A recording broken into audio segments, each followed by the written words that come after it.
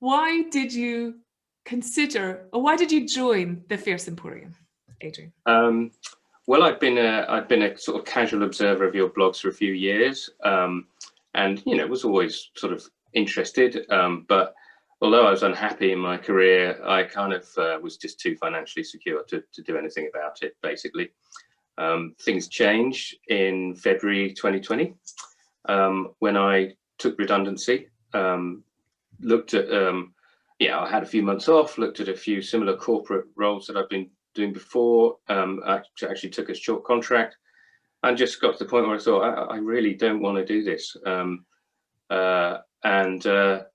your timing was good. The Fierce Emporium came along, and I thought, well, it's a small investment in something that's, obviously absolutely crucial for my future. And did you have any hesitations about joining something that is called the Fierce Emporium?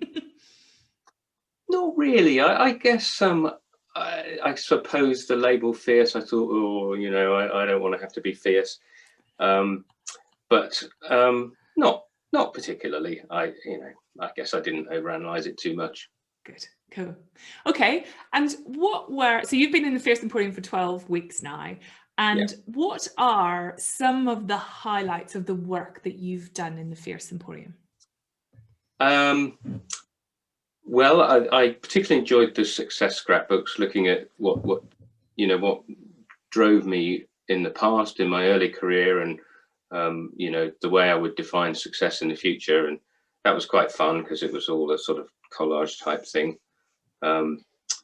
The journals, particularly, I found absolutely crucial. Writing stuff down wasn't just a case of writing it down so I don't forget stuff. The process of writing it down was vital for me to, I guess, clarify my thoughts and come up with certain solutions. So that was key, and I found the journals actually extremely useful. Learning stuff about myself that I didn't fully appreciate. You have to sort of explore whether you blame yourself or blame other people. What do you tend to do subconsciously? A lot of these things are subconscious, and being in the Emporium helps you sort of get them real in your head, really.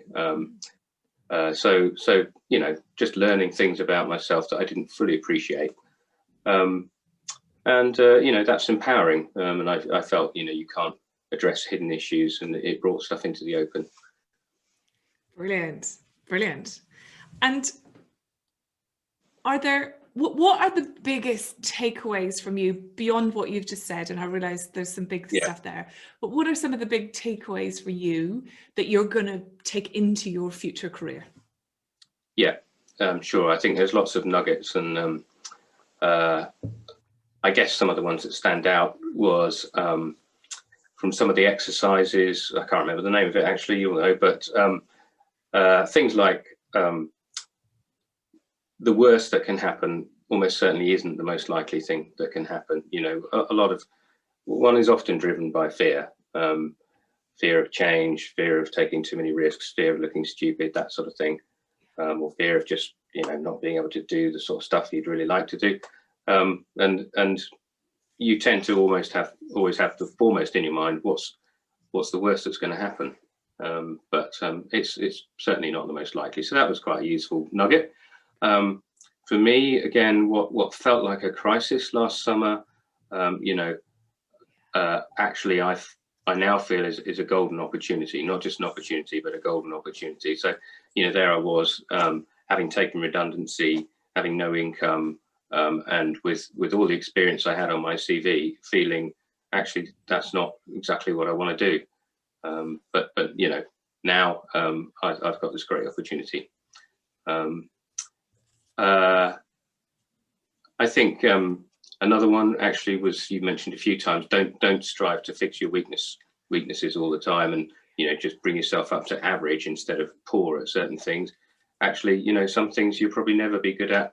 Look at your strengths. Look at leveraging your superpowers a lot more.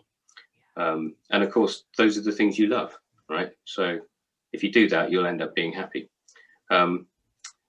don't fear change. You know, obviously everyone fears change, but where I've ended up now, a big takeaway for me is the thing I fear most is not trying, not doing what I really want to do.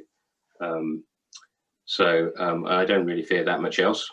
And the biggest failure, you know, I can't fail, because the biggest failure is simply not to try. As long as I try, then, you know, I can't fail.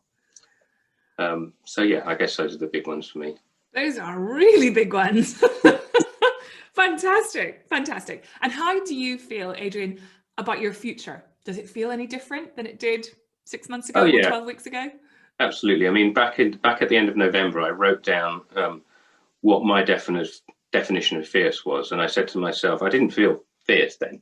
I said to myself, I will allow myself to label myself as fierce when I'm not obsessing about long-term finances all the time. I'm focused on sort of short and medium-term steps. I'm usually optimistic, and I allow optimism to infiltrate, you know, my actions and my behavior.